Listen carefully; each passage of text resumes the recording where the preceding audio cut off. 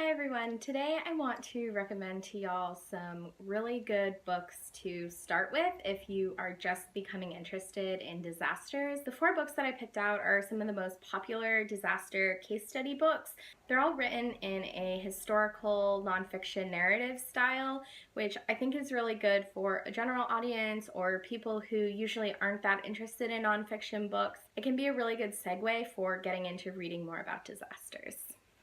The first book I have to recommend to you is The Johnstown Flood by David McCullough. You probably recognize David McCullough's name. He is a famous historical nonfiction writer. This book is very much in the style of his other books, so if you've read anything else by him and enjoyed it, then you'll probably like this one too. This flood occurred at the end of the 1800s. Johnstown, Pennsylvania was a coal and steel town, and above them was a fishing resort that was frequented by some of the most famous in America at the time. It was known that the dam was not maintained and wasn't safe and could break, and nobody did anything about it. So one day the dam broke and flooded the entire town. Over 2,000 people died, making it one of the most deadly disasters in U.S. history. Because of that, it has captured a fair amount of attention. You can find a number of different books on this subject if you're interested. I recommend this one above others just because I think it's the most accessible and kind of easy to read. But there are definitely a lot of other books on this topic if you are wanting to learn more. This next book I have is called Dark Tide, The Great Boston Molasses Flood of 1919 by Stephen Puello. So you may or may not know that in 1919 there was a molasses flood in Boston. There was a giant 50-foot steel tank where they stored molasses.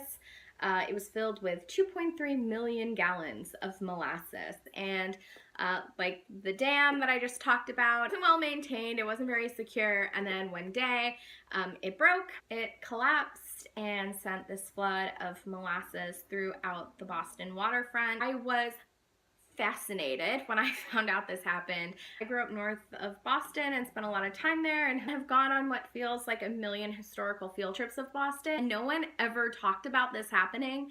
When I found out this did happen, I immediately bought this book. I was so freaked out that I did not know that this occurred, because if you read this book, you'll see it was a really awful situation, and because it's so strange, it's surprising that people don't talk about it more. But this book does a really great job of covering everything that happened. Again, it's a really accessible read and a really fascinating story, so I really recommend this. The book I have is called The Ghost Map, The Story of London's Most Terrifying Epidemic and How It Changed Science, Cities, and the Modern World by Stephen Johnson. It talks about the summer of 1854 in London, right as one of the most intense cholera outbreaks of history was beginning in London. It follows the people who were trying to figure out what was going on and what this disease was and how it was spreading. It talks a lot about how cholera and other diseases shaped how cities are built and how it changed the course of science, specifically changed how we monitor diseases. The last book I have for you is Isaac Storm, A Man, a Time, and the Deadliest Hurricane in History by Erik Larson. Erik Larson is one of my all-time favorite authors, and since I love disaster books, this makes this one of my favorite books. So this book talks about the 1900 Galveston, Texas hurricane.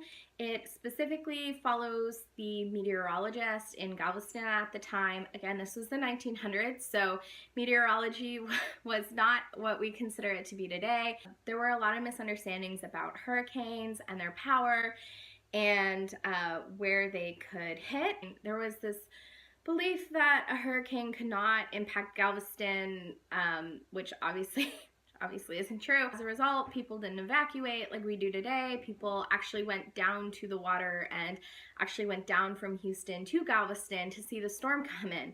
So the exact opposite of what you should do in a hurricane. Because of that, there was an incredibly high death toll for this hurricane. I believe it was Oh, it doesn't say. Oh, over 6,000 people. Over 100 years later, it is still the most deadly natural disaster in U.S. history. An interesting thing to compare the 2017 hurricane season to. If you paid attention at all to Hurricane Harvey, I think you'll find this book particularly interesting because you'll be able to see where advancements in meteorology and emergency management can save thousands and thousands of lives. So those are my top 4 books that I find myself recommending. They're all a historical nonfiction narrative, which I think is really easy for a general audience to become engaged with and help pique an interest in reading more about disasters.